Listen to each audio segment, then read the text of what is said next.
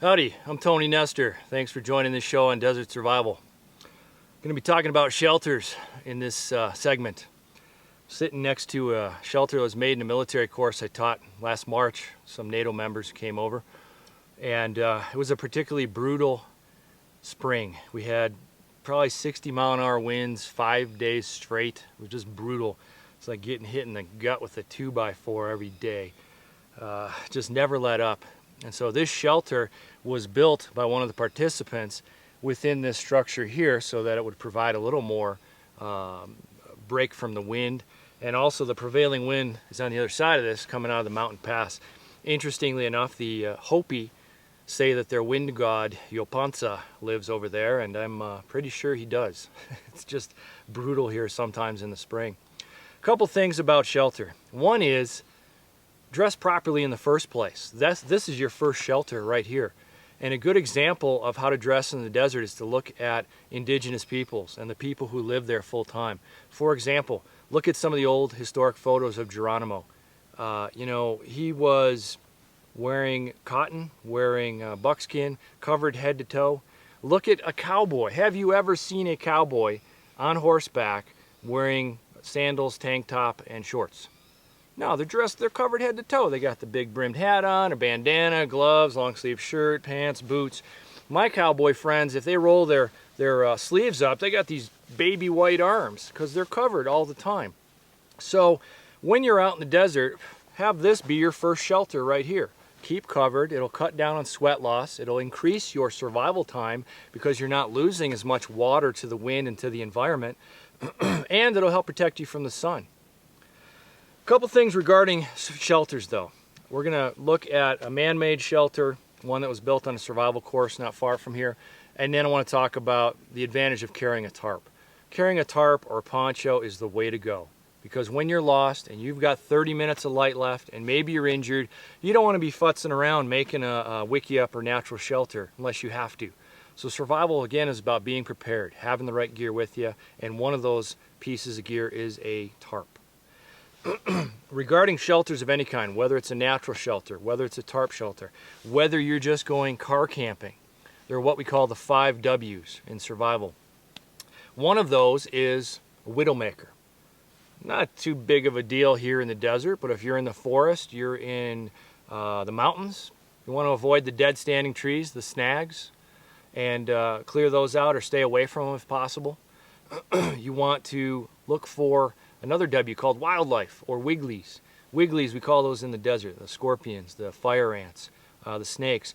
Now I've had most of my problems happen with wigglies and scorpions when I've camped out by rock piles or log piles, because that's where the critters hang out. Not just the scorpions, but the lizards, the pack rats, the rattlesnakes, and those kinds of things.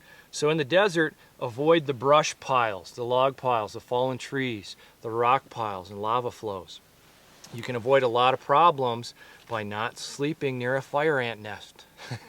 Now that sounds like common sense, but I've seen students do it, especially when it's getting dark out. They think, oh, there's this nice open spot here. I think I'll throw my bedroll down there. And then they get an earful from myself or another instructor on the advantage of not sleeping on top of a fire ant nest.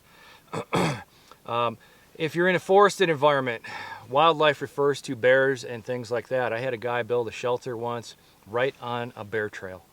And it was the start of the class. We had basic instruction on shelters, and he went off to build a shelter by himself. When I checked on him later, he was right next to this bear trail, quite a ways away. I was actually about a half-mile away. And I checked in with him and I said, you know, Frank, this probably isn't a good place. This looks like a Jeep trail, and Jeep trails in the wilderness like this where there aren't Jeep tracks, but bear tracks, those are bear trails. So anyway, stay away from those. Stay away from the wildlife trails, the game trails.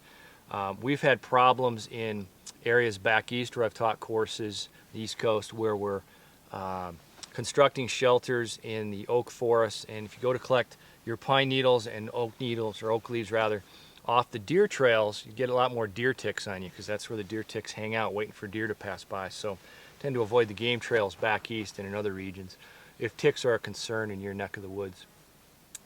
Okay, so we've talked about wigglies, we've talked about widowmakers. There are 3 more W's. Remember I talked about 5, so there's 3 more. One has to do with weather. Don't build your shelter up on a hilltop where there's a lot of wind and exposure. Don't build it on the edge of a forest in a field for the same reason. You also don't want to build your shelter or hole up in the bottom of a canyon. Again, I know it sounds like common sense, but people do get caught in flash floods, sleeping in the bottom of canyons and that kind of thing. Canyons are also animal highways. You get a lot of activity going through there, from coyotes to critters and scorpions and that kind of thing. Sleep even 20 feet off on a shelf above the canyon floor. It'll not only be warmer at night, but it'll keep you away from those critters and avoid problems with flash floods. The other W has to do with wood. You're going to need wood for a fire. You might need it to build a shelter, so build your shelter where there are a lot of resources. You don't want to have to be walking out 100 yards in every direction, burning off your precious sweat and calories to gather materials. So look for a resource-rich area. The last W has to do with water. That all-important thing here in the Southwest, that thing you can't live without. So where you find water, that's where you hole up if you're lost. Build your shelter nearby. You've got one of your main priorities taken care of. Wait for the searchers there. And if you have to leave water, you better have a good reason for doing it. You better know where you're headed and that there's a chance of getting rescued on the other end, or a town, or your vehicle, or another water hole. But otherwise, stay put at that water source. That is life, and you can't live long without water in the desert. So those are the 5 W's: water, wood, weather, widowmakers, and wigglies. Keep those things in mind when you're building your shelter, or heck, even if you're tent camping, and you'll avoid a lot of problems. Let's go build a shelter, and I'll talk about some other features of tarp shelters as well.